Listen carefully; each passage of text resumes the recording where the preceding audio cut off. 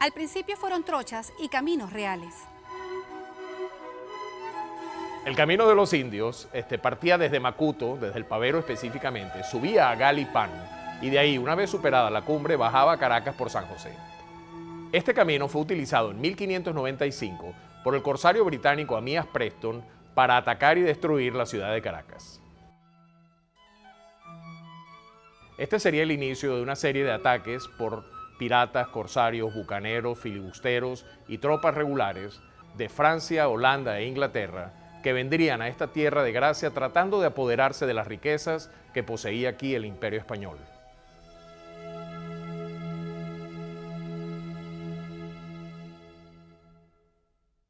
Camino de la mar. Desde el cerro se respiran otros olores, aire fresco, flores silvestres. Se tomaba este camino desde Catia y llegaba hasta Maiquetía. Según recopilaciones efectuadas a finales del siglo XVI, el gobernador Diego de Osorio ordenó la construcción de un camino entre La Guaira y Caracas. Tardarían 30 años en concluir ese camino. Él medía 5 leguas. La legua era una medida de distancia española que equivalía a 1 hora de jornada, bien fuera a caballo o bien fuera a pie. Por consiguiente, ese camino mediría aproximadamente unos 25 kilómetros. Parte de él todavía existe y los lugareños lo conocen como el Camino Real de los Españoles. Es precisamente en este camino donde se construyó el sistema de defensa de fortificaciones militares que funcionó ininterrumpidamente, sin mayores modificaciones, hasta mediados del siglo XX. Existe otro camino llamado de las Dos Aguadas, el cual, partiendo desde la Puerta de Caracas, sube al Castillo Negro y de ahí baja a San Carlos, El Vigía y La Guaira. El camino de los Arraeces partía desde Catia, iba paralelo a la quebrada Tacagua, subía a la cumbre y de ahí bajaba a Maiquetía.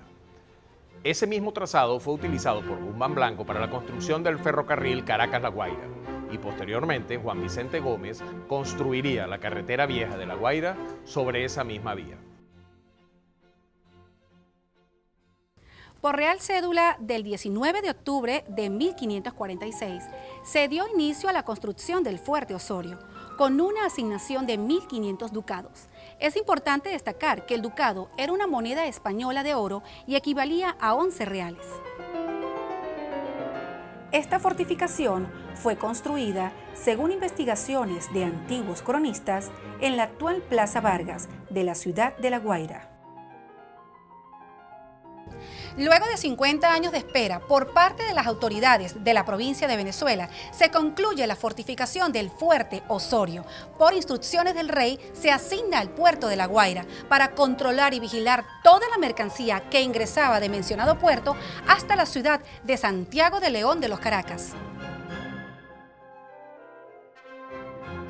Las fortificaciones militares que existieron y aún existen en La Guaira jugaron un papel fundamental en la época de la colonia en cuanto a la protección hacia una región que ya participaba de manera importante del comercio internacional con base en la monoproducción del cacao, luego de caña de azúcar, y eso le generó a esta región una importancia fundamental en lo que fue el comercio, la actividad económica de la época colonial. Entrado el siglo XVII, la fortificación que había construido Osorio estaba en muy mal estado, producto del terremoto, del material con el cual había sido construido, que era fundamentalmente piedra y tierras, ¿no? Y el uso que había tenido. Producto de ello, el rey autorizó la utilización de un impuesto que se cobraba por la cabeza de cada uno de los negros esclavos que era importado, que era un peso de oro fino, ¿no? Que paradójicamente hoy en día nos puede parecer extraño, pero en ese entonces eran considerados como un paquete de importación más. Las ambiciones territoriales y comerciales de Inglaterra, Francia y Holanda, países que disponían de posesiones en el Mar Caribe y que se mantenían en constante conflicto con España, era la principal amenaza de las colonias españolas. En el siglo XVII, España se vio amenazada por países tales como Inglaterra, Francia y Holanda, particularmente en sus posesiones americanas. Esto comenzó ya cuando Inglaterra pudo disputarle a España la supremacía en los mares y obligó a la corona española a establecer un sistema defensivo para sus colonias americanas. Este sistema defensivo tuvo dos aspectos, uno activo, que fue llevado a cabo mediante flotas, guardacostas y apostaderos, pero que los mismos españoles se dan cuenta de que no es lo suficientemente efectivo, puesto que han perdido la supremacía naval frente a ingleses y holandeses, y desarrollan un segundo sistema defensivo, esta vez pasivo, que está constituido por una serie de fortificaciones que se establecieron a todo lo largo del continente americano. Aunque debemos señalar que el país donde hubo mayores fortificaciones fue precisamente Venezuela. El sistema defensivo implementado por los españoles mediante las fortificaciones se basó en un concepto estratégico denominado las llaves, ¿no? Y por llaves entendían los estrategas españoles del momento aquellos lugares, primero en los cuales podía ser penetrado fácilmente el continente, y lugares que servían como base de operaciones para una conquista territorial, o bien aquellas islas cuya posesión permitía el control de las comunicaciones marítimas, algo sumamente importante si pensamos en el Caribe, que es un teatro naval por excelencia. La posición geográfica de Venezuela, y lo podemos ver claramente en cualquier mapa, es la de puerta de entrada al continente americano, por una parte. Entonces los españoles establecieron una serie de llaves en nuestro país. Primero tenemos la barra del lago de Maracaibo, donde se ubica el castillo de San Carlos. Esa era la entrada a Maracaibo y una de las entradas por el norte hacia el Reino de la Nueva Granada. Puerto Cabello y Caracas era la entrada hacia el centro de Venezuela, ¿verdad? Hacia lo que ellos llamaban el centro de la tierra firme. Cumaná significaba la entrada al oriente del país. Y Guayana, donde habían dos castillos controlando la entrada del río Orinoco, existen todavía esos castillos, esa era la entrada por el río Orinoco, significaba el dominio de las bocas del Orinoco, lo cual a su vez significaba la posibilidad de entrar a la Amazonia por el norte y a la Nueva Granada por el noroeste. Entonces los españoles tenían que cuidar mucho esas entradas, que si eran atacadas, pues permitían al enemigo, digamos, unas entradas directas al interior del continente suramericano. Por eso es que Venezuela tenía esa importancia vital. Pero es que Venezuela además constituye una base de operaciones extraordinaria, dado que está en territorio continental, para el control del Mar Caribe. En Venezuela, las fortificaciones son conocidas popularmente como castillos. Sin embargo, pertenecen a la tipología de fortificación permanente abaluartada, es decir, estructuras de tipo defensivo, y los castillos son lugares para alojar a los reyes. Gran parte de esas fortificaciones se hicieron para defenderse de los piratas. Esa es la primera anotación que me parece sumamente importante tomar en cuenta. La segunda cosa era la técnica de las fortificaciones. Cuando yo estudiaba, conocimos a Antonelli, que era al arquitecto, yo digo ingeniero, el ingeniero más importante de la época fue Antonelli, quien hizo casi todas las fortificaciones de América Latina. Participó en las más importantes, en La Guaira, en Cuba. Y Antonelli realmente era un genio desde el punto de vista del diseño de las fortificaciones. Realmente es emocionante ver cómo estaban diseñados, el porqué de las fortificaciones, cuál es el armamento de enfrentamiento, qué tipo de armamento tenían. Para diferenciarnos de la época antigua, era que los antiguos castillos europeos los tumbaban a punta de piedra. Las grandes piedras que lanzaban con mecanismos de altísima potencia. Aquí no, eso no existió en Venezuela, eran los cañones, era resistir los cañonazos, el embestida de los cañonazos. Eso es lo que le daba la característica de la forma como estaban construidas las fortificaciones. Y la otra cosa era el amurallamiento, que son clásicos en América, la muralla de Cartagena, la muralla de La Habana, las murallas de Puerto Cabello, las murallas que existieron en Venezuela y que forman parte de la estructura militar de la época.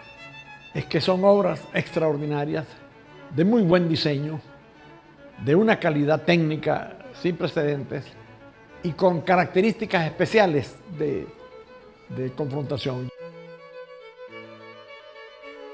Es uno de los aportes de Antonelli para poder colocar aquí todas sus baterías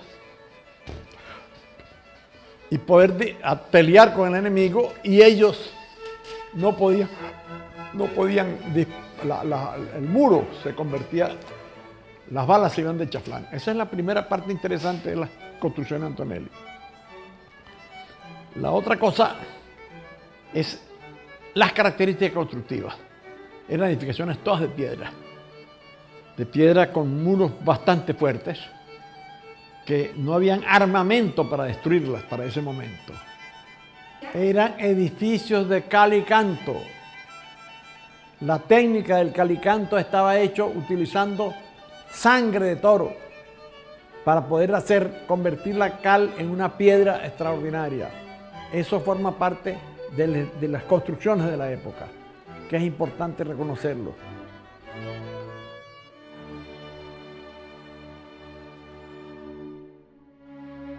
Debemos recordar que el sistema de La Guaira es un subsistema del sistema general de fortificaciones, ¿verdad?, que a su vez se conecta con el sistema defensivo de Caracas. Entonces, el sistema diseñado en La Guaira no solamente permitía repeler ataques de naves sobre la costa e impedir el desembarco de fuerzas, digamos, de lo que sería en este momento la infantería de marina, sino también permitía dar aviso oportuno a la ciudad, o a través de la cordillera del Ávila, y que la ciudad se preparara para resistir en sus propias fortificaciones. Además, el sistema de fortificaciones, algunas de las cuales pues eran, digamos, simples baterías o simples edificios más que para dar aviso y cobijo, pero también servían para ejercer acciones retardatrices sobre cualquier fuerza invasora que pretendiera subir hasta la ciudad. En este sentido, las fortificaciones no solamente se construyeron en la costa, sino también en el camino que llevaba a la ciudad de Santiago de León de los Caracas, en ese camino que todos conocemos como el Camino Real de los Españoles. Sí, una circunstancia importante respecto a las fortificaciones es que estas fortificaciones fueron unidades militares que se llamaron fortalezas, ¿no?, de acuerdo a la legislación venezolana. Y estas fortalezas estuvieron en servicio activo desde la colonia, pasaron a través de la independencia y duraron hasta el año 1954. ¿Ah? Todavía durante la Segunda Guerra Mundial se activan las defensas de La Guaira con cañones de Schneider Canet de 150 milímetros. Cuando estas fortificaciones jugaron un papel fundamental en cuanto a la protección, si bien La Guaira estaba enfrentándose a las grandes potencias mundiales como Alemania, Inglaterra, inclusive los Estados Unidos solapadamente, la población de La Guaira asistió a estos lugares a inscribirse para formar parte de los sistemas de protección en contra de las grandes potencias. Y estas fortificaciones militares se convirtieron no solamente en elementos de fortalecimiento militar en cuanto a la defensa de nuestras costas, sino también en elementos de socialización, donde la gente venía de una u otra manera a ser partícipe de la defensa de su nación, de la defensa de su estado, de la defensa de su puerto, y eso le dio una gran importancia social, más que militar, a estas estructuras militares. Para la corona española, la provincia de Venezuela representaba la puerta de entrada a los dominios de los españoles en la América. Desde el punto de vista geopolítico, Venezuela es la puerta de entrada norte al continente suramericano. El éxito de este sistema de defensa se demuestra en el siglo XVII. Hubo 6 ataques por diversas fuerzas enemigas y ninguno de ellos logró el éxito de penetrar siquiera en La Guaira. Por consiguiente, el concepto que se había hecho de sistema defensivo se demostró totalmente eficiente en el siglo XVII. Con la maniobra que intentan los ingleses en el año 39, la maniobra dirigida por el almirante Knowles, ¿no?, en 1739, entre 1739 y 1742, ¿no?, que consiste en varios ataques sobre el Caribe y particularmente otros ataques sobre el Río de la Plata, que son derrotados, por cierto, por las milicias, ¿no?, tanto en lo que hoy en día es Argentina como lo que hoy en día es en Venezuela. Algunos autores señalan, y yo estaría de acuerdo con ese criterio, que esas batallas entre 1739 y 1742, en las cuales se defiende La Guaira y Puerto Cabello, y en las que resultan victoriosas las armas venezolanas, son realmente el nacimiento de la venezolanidad. ¿Y por qué se puede decir esto? Porque quienes combaten en ese momento son milicianos, es decir, gente que vive en el país, que son vecinos, que tienen una preparación militar muy básica, no son militares profesionales, pero más muy importante, al lado de estas milicias combaten también las milicias de paro. ¿No? Es la primera vez entonces que podemos decir que como venezolanos, sintiéndonos parte de una patria, combatimos contra un enemigo exterior. Allí sucedió un hecho que pone en evidencia cómo las estrategias militares funcionaron en la época de la colonia, por 2 cosas. Primero, el sistema de comunicación. Se estableció un sistema de cañones desde La Guaira hacia Caracas que avisaron oportunamente de la incursión pirata, y eso permitió que muy pronto llegaran los refuerzos a La Guaira.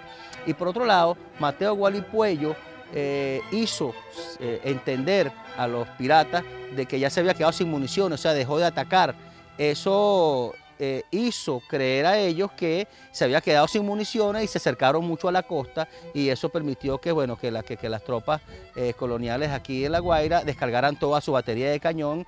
Esas fortalezas que estaban a lo largo del camino real de los españoles eran utilizadas para alertar a la ciudad de Caracas de la existencia de flotas enemigas o sospechosas, de manera de que se pudieran preparar fuerzas de milicias formadas por ciudadanos de la ciudad capital y de sus alrededores, que rápidamente se desplazaban para reforzar las tropas que estaban en La Guaira. Recordemos que la longitud del camino exigía aproximadamente 5 o 6 horas de marcha para llegar. Por consiguiente, era imposible que los buques llegaran antes que esas tropas que venían a reforzar los cañones, a reforzar la artillería y a reforzar a las tropas de infantería que permitían repeler ese ataque. Porque son los piratas los que justifican esas fortificaciones. O sea que nunca se hicieron para los problemas internos de los países que había ocupado España, que era toda América. ¿Te das cuenta? Y es interesante porque pocas personas saben que la conquista de América fue un acto agresivísimo. Nadie se imagina el volumen de movilizaciones que hizo España para América. Hay que ver el tamaño de América. Y España estuvo en todos los sitios de América, en todo el borde, con sus hombres y con sus armas. Son 20 las fortificaciones que se construyeron desde La Guaira hasta Caracas.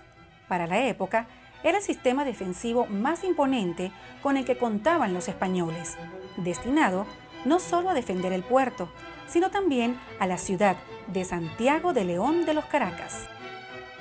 Esas fortificaciones representan muchas cosas, ¿no? Una de ellas es el triunfo de las armas venezolanas. Ya hablamos de 1739 frente a los almirantes Knowles y los ingleses, pero también resistieron el bloqueo de 1902, ¿no? Cuando unidades alemanas, por ejemplo, atacaron el castillo de San Carlos sin lograr que el castillo se rindiera y sin lograr traspasar la barra del lago de Maracaibo, que es lo que era su objetivo. El rescatar nuestro patrimonio artístico e histórico nos permite incrementar nuestro sentido de identidad, nuestra responsabilidad, el sentirnos venezolanos. Eso es parte de nuestra historia y contribuir a eso fortalece definitivamente el patrimonio, que es un mandato que está en la Constitución y que está en la Ley Orgánica de Seguridad de la Nación. Sí, existen muchos ejemplos de fortificaciones que han sido recuperadas y que siguen utilizándose hoy en día, aun cuando con finales o fines más bien artísticos. Un ejemplo de ello, por ejemplo, tenemos en Cartagena, tenemos en Puerto Cabello, tenemos en Margarita, en Juan Griego, tenemos San Carlos Borromeo también en la misma isla de Margarita, Puerto Rico, Cuba, todos esos sitios donde se han rescatado esas instalaciones y que son utilizadas hoy en día para fines como, por ejemplo, cuando viene una flota extranjera armada invitada, las salvas que se disparan en homenaje a esos barcos o en restitución a esos barcos se pudieran hacer perfectamente desde uno de esos castillos, dándole la importancia que tenían en aquel momento para saludar o para atacar a los buques que vinieran, bien fuera amistosamente o bien fuera como enemigos, a visitar nuestros puertos. En la actualidad, el rescate y conservación de estas estructuras patrimoniales revisten una importancia vital, no solamente para lo que tiene que ver con el fortalecimiento, la memoria histórica de los habitantes no solo de La Guaira, sino de todo el Estado en general, sino también para el fortalecimiento de una de las actividades económicas para la cual este Estado tiene un gran potencial, que es para el turismo. Es cuando uno viaja al exterior y ve que con edificaciones que no llegan a los pies de las fortalezas que tenemos aquí en Venezuela, logran hacer maravillas. Por supuesto que se puede incentivar, solamente hace falta imaginación, si bien es verdad un poco de recursos, ¿no? Pero lo que se gaste en la conservación del patrimonio histórico, ¿verdad? Eso no tiene precio. Nos haría falta unos museos interactivos, como existen en casi todas partes del mundo desarrollado, ¿no? No solamente la fortificación en sí, sino que nos enseñe qué pasó allí, cuál es la historia. Da lástima ir a nuestros castillos y entonces encontrar las piezas de artillería que han tenido un glorioso papel en nuestra historia, simplemente tiradas en el suelo.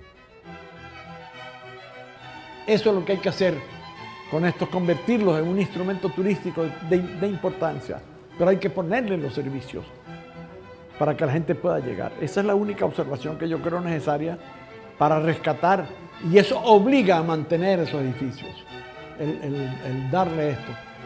Hay otra cosa que es importante, que son las cosas rescatadas, los cañones, todos los bienes de la época que deben ser rescatados y que deben ser convertidos en parte museística.